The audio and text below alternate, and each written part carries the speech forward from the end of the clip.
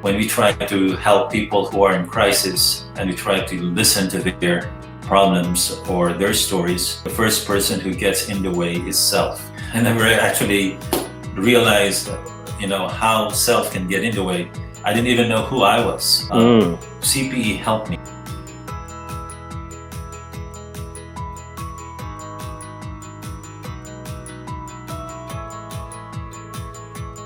I have used 1 Corinthians 13 as the foundation of understanding Enneagram from Christian lens, faith, hope, and love. Those three. Oh, don't give away too much. Don't give away too much, Doc. We're gonna get there. So those are actually, that's how I see it.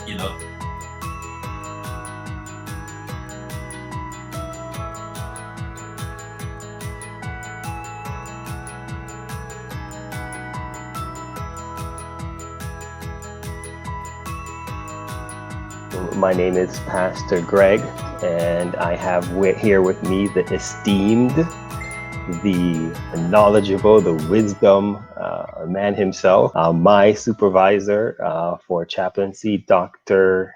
Jeff Teo. He is a man of God, and he has helped me in many ways. And so I want to invite him as we're beginning our series on discovering who we are, learning more about ourselves. And so, Dr.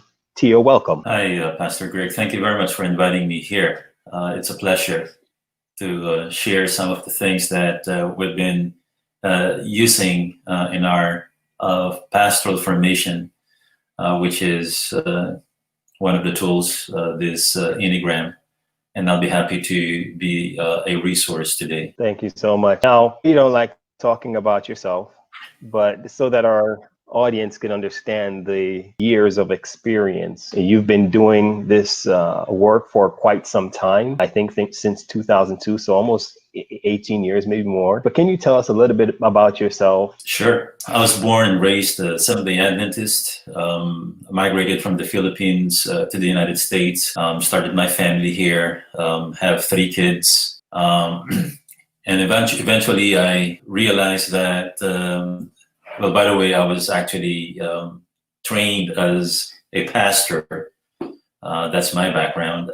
So I serve as pastor in different places until I encountered this, what they call clinical pastoral education. I fell in love with CPE, as we called it, because of the intense work required to know who you are. And that's a very crucial part of the training process, because when we try to help people who are in crisis and we try to listen to their problems or their stories, the first person who gets in the way is self. I never actually realized, how self can get in the way.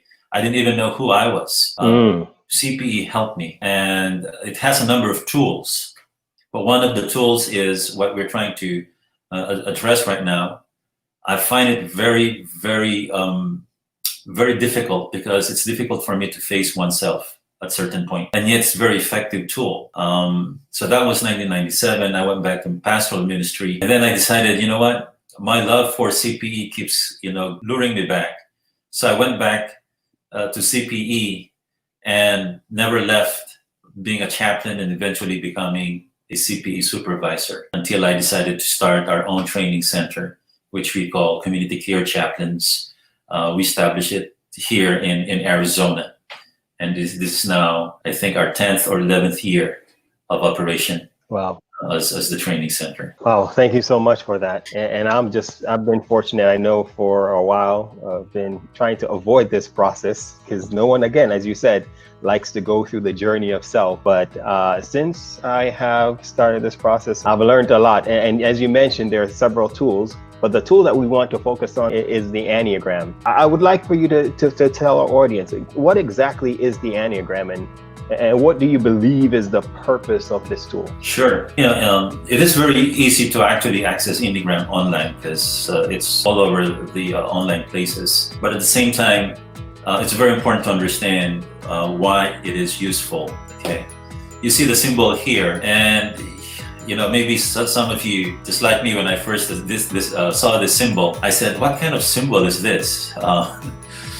Is this something that might be a place where a typical conservative Christian like me would not dare to visit? Because again, you see this kind of symbol, you don't usually see this in a typical Christian materials. But as I tried to examine the history, I realized that this is not a Western form of knowledge. It was actually developed outside the Western hemisphere. It was considered as ancient knowledge or wisdom, but it's not as organized as this. Some people from the Sufi tradition, ancient, the Desert Fathers, if you may, in early centuries of Christianity, and even in Buddhism and in other tradition, you will see that there are some roots or places that has contributed to this kind of wisdom. But in 1970s, psychology actually helped Enneagram to become more understandable. So it is now being used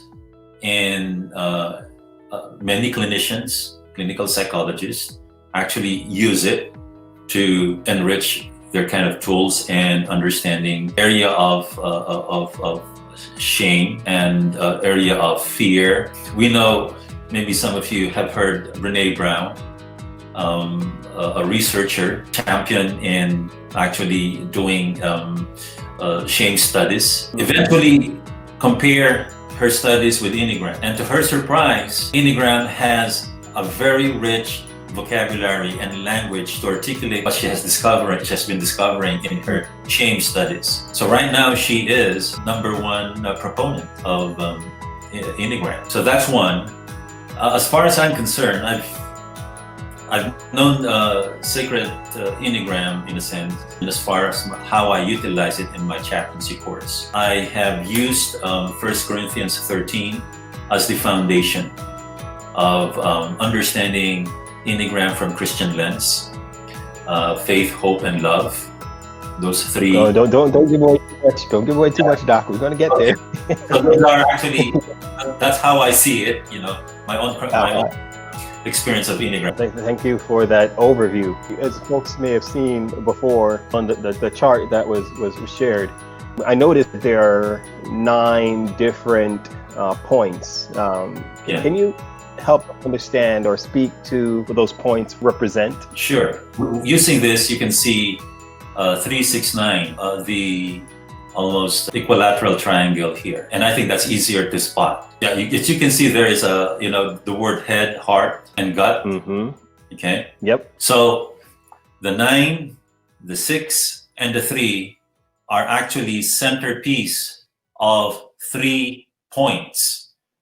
So if you have 3 centerpieces and each centerpiece has 3 points, that would give you 9 points.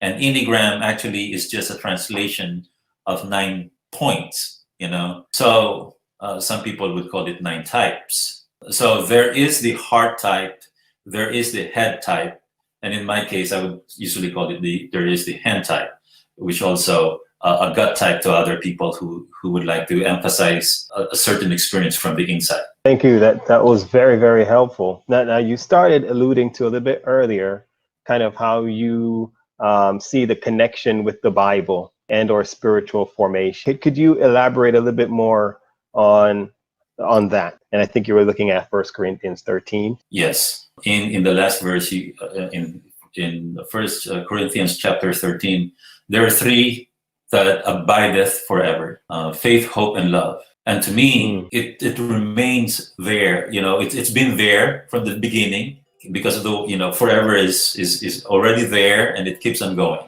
The part of the DNA, as we are created in the image of God, is actually our freedom to love, to exercise faith or to trust, and to exercise hope, faith, hope, and love. Meaning, no one has taught you how to love as a child, or how to trust, or how to be confident that you matter, which is hope. No one has taught you how to actually do that or be that. It's something innate. It's part of our DNA. So growing up, it's not that we learn how to love.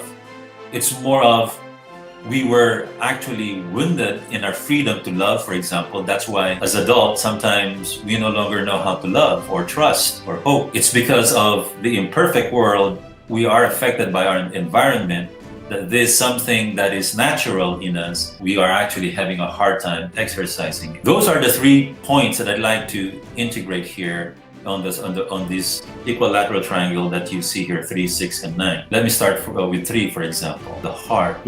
This is, we all have this, except that a 3 lives in this center. 3 is, a heart is a symbol of our freedom to connect. Now, a 3 is quite wounded in this particular area. So the desire to connect is really, really very deep, but at the same time, not knowing how to connect because it's wounded. Now with the 6, there is this freedom to trust. Again, when we trust, we used to evaluate, to believe, right? So we use our head in doing that. That's why the symbol head is there. A 6 has this great desire to actually find the answer, but at the same time, it's also a place where they are wounded in that kind of desire. They no longer know how to actually trust information coming from self or others.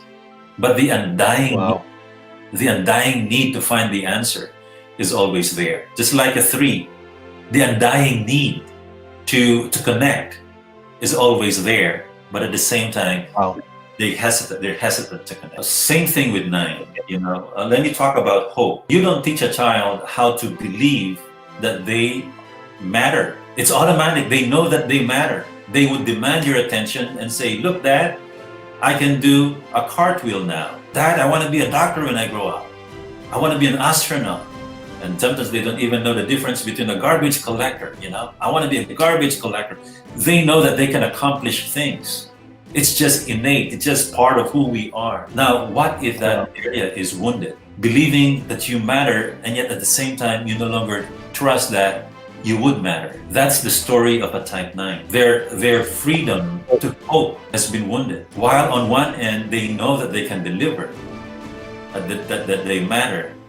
But at the same time, they don't want to be pressured, to be placed on a spot where they have to deliver. So those are the 3 important spots that are in here. In the light of 1 Corinthians 13 alone, this to me gives a clear understanding. Well, man, the first time you explained that, I was mind blown. It was awesome, just really seeing how connected we are to our spiritual being, how key our spiritual formation is to our identity. And sometimes we miss that. So it was great to see how you brought that into the Enneagram. And as we can see on the diagram here, the 3 things that you spoke about, the heart, down below, it says the italics above are the areas of avoidance. And so feeling, I guess, is what they note here, and the wound, I guess, would be shame. Those who are in their head, they avoid doing. This is also mostly out of result of fear. And the biggest issue for the gut, or the hand as you call it, is relating. They avoid relating well with others, and the emotion experience there is anger. So we see these 3 key emotions of shame, fear, and anger. Now, as we look at this diagram, could you speak to the numbers to the left and the right of the 2, the 1 and the 3? I think you're talking about the wings when you talk about number to the left and to the right. Yeah. We have identified recently these 3, 6, 9 numbers, the triangle. But as you can see in this diagram, for example, the 9 highlighted by the blue line here, which represents wing. It's called wing because it's the number right next to you. Your wings has great influence on the kind of point that you represent. For example, a type 9 is considered a peacekeeper or peacemaker and a mediator. By the way, these are wonderful descriptions of each point.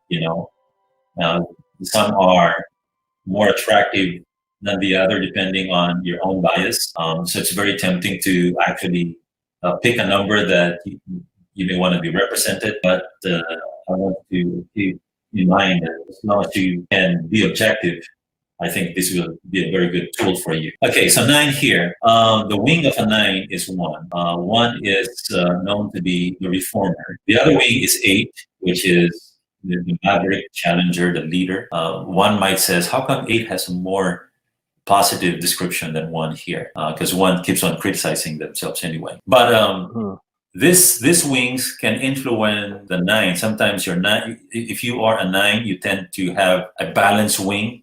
You can swing on both ends, or heavy on one end and light on the other. Now, each type, you have a wing. For 1, the wing is 9 and 2. For 2, the wing is 1 and 3, and so forth. Well, thank you for breaking that. So now that you've explained the wing, what can you say or speak to in terms of the security and stress numbers, or these arrows that we see in the diagram? Sure. I just like to emphasize that this is not a choice between a bad experience and a good experience. That when you're having a bad experience, you go to one, and then when you're having a good experience, you go to the other. In fact, it might be a good experience even when you are in a very stressful situation to demonstrate a particular arrow. Okay, let me talk about arrow first. Okay, so we talk about wing. Now you see arrows here. I think the easiest diagram to understand arrow here is 3, 6, and 9 because of its equilateral triangle. Each type, they do have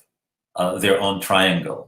For example, 1 has the 7 and the 4. So if you are actually going away, I see the arrow from, for example, 5 to 7. That is a symbol of being in distress because you're disintegrating.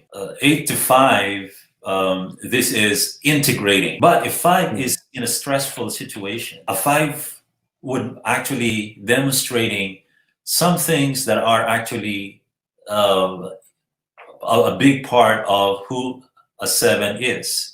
Something that 6 would covet, because 7 is very good in not only finding but making opportunities to free him from being stuck in one place. Wow. But if a 5 is in a stressful situation, you will see a 5 crumbling, exercising the gift of 7 in a very anxious way. So that is the arrow, the disintegration. But a 5 who is actually a withdrawn kind of a 5 who is actually who values space, if they feel secure and if they can integrate, you will see a quite vocal, articulate, engaging 5, like an 8, which is the challenger, leader, kind of maverick type of 8. So this is the triangle of a 5. So you have your arrow as a type, and you have your own wings as a type.